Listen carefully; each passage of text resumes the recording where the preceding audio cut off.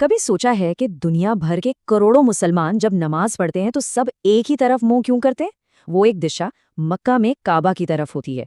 पर सवाल ये उठता है कि क्या वो काबा की पूजा करते हैं? चलिए आज इसी बड़े सवाल की तह तक चलते हैं। ये वो सवाल है जो अक्सर बहुत से लोगों के मन में आता है और इसको लेकर काफी कंफ्यूजन भी रहता है। आज हम सिर्फ सुनी सुनाई बातों पर नहीं बल्कि लॉजिक और इतिहास दोनों से इस गुत्थी को सुलझाने की कोशिश करेंगे। तो चलिए सीधे पॉइंट पर आते हैं और इस आम सवाल का जवाब ढूंढते हैं ताकि इससे जुड़ा जो भी शक है वो हमेशा के लिए दूर हो जाए। तो इस सवाल का सबसे सीधा और साफ जवाब है जी नहीं, बिल्कुल नहीं। मुसलमान काबा की पूजा नहीं करते। असल में ऐसा करना इस्लाम की सबसे बुनियादी तालीम के ही खिलाफ होगा। देखिए, इस्लाम का जो सबसे बेसिक विश्वास है वो ये है कि इबादत या पूजा सिर्फ एक ईश्वर की हो सकती है और वो ईश्वर निराकार है, मतलब उसका कोई रूप, कोई आकार या कोई मूर्ति नहीं है। तो अब सवाल ये उठता है कि अगर मुसलमान किसी मूर्ति को नहीं पूजते तो फिर काबा की तरफ मुंह करके प्रार्थना क्यों करते हैं? तो अगर काबा की पूजा नहीं होती तो फिर इसका असली मकसद क्या है? आखिर क्या रोल है इसका? चलिए समझते हैं कि इस्लामी प्रार्थना में इसकी इतनी अहमियत क्यों है। इस्लाम में काबा के लिए एक शब्द इस्तेमाल होता है किबला, और किबला का मतलब बहुत आसान है, दिशा या डायरेक्शन। ये पूजा की कोई चीज नहीं है बल्कि दुनिया भर के मुसलमानों के लिए प्रार्थना में एकता और अनुशासन बनाए रखने का एक जरिया है। जरा सोचिए, अगर कोई एक दिशा तय न होती तो क्या होता? कोई कहीं प्रार्थना कर रहा होता, कोई कहीं और, कुछ लोग उत्तर की तरफ तो कुछ दक्षिण की तरफ। पूरी तरह से एक बिखराव दिखता। किबला होने से दुनिया के किसी भी कोने में मौजूद मुसलमान जब प्रार्थना करते हैं तो वो सब एक केंद्र की ओर मुड़ते हैं।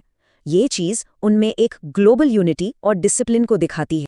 तो इसे ऐसे समझ सकते हैं कि काबा मंजिल नहीं है बल्कि मंजिल का पता है। इसका काम दुनिया भर में फैले मुसलमानों को एक ही ईश्वर की इबादत के लिए एक दिशा में जोड़ना है। ये एकता का प्रतीक है, पूजा का नहीं। अगर इसके बाद भी मन में कोई डाउट है तो चलिए इतिहास से एक ऐसा किस्सा उठाते हैं जो सारी बात एकदम शीशे की तरह साफ कर देगा। इतिहास में एक बड़ा ही दिलचस्प वाकया है।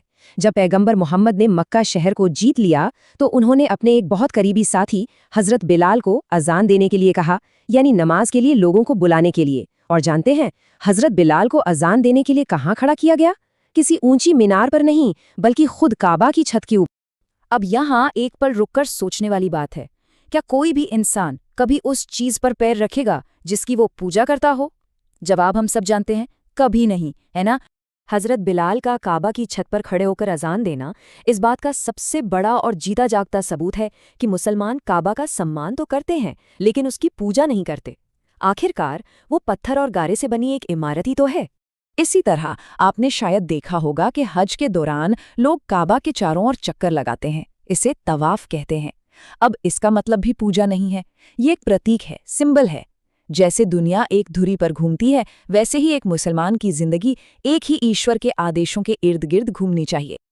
अच्छा, एक और कंफ्यूजन है जो अक्सर एक फ्रेज से होता है, अल्लाह का घर। चलिए इसका सही मतलब भी समझ लेते हैं। देखिए, जब काबा को अल्लाह का घर कहा जाता है तो इसका ये मतलब बिल्कुल नहीं है कि ईश्वर उस बिल्डिंग के अंदर रहता है। इस्लाम के मुताबिक ईश्वर तो समय और जगह से परे है। ये फ्रेज असल में सम्मान देने का एक तरीका है, ये बताने के लिए कि ये जगह सिर्फ और सिर्फ एक ईश्वर की पूजा के लिए ही बनी है। तो पूरी बात का निचोड़ ये है कि यहाँ दो अलग अलग चीजें हैं, सम्मान और पूजा। मुसलमान काबा की इज्जत करते हैं यानी उसका सम्मान करते हैं क्योंकि वो एकता का एक प्रतीक है, एक दिशा है। लेकिन इबादत यानी पूजा सिर्फ उस एक ईश्वर की करते हैं जिसने काबा को ही नहीं बल्कि पूरी कायनात को बनाया है।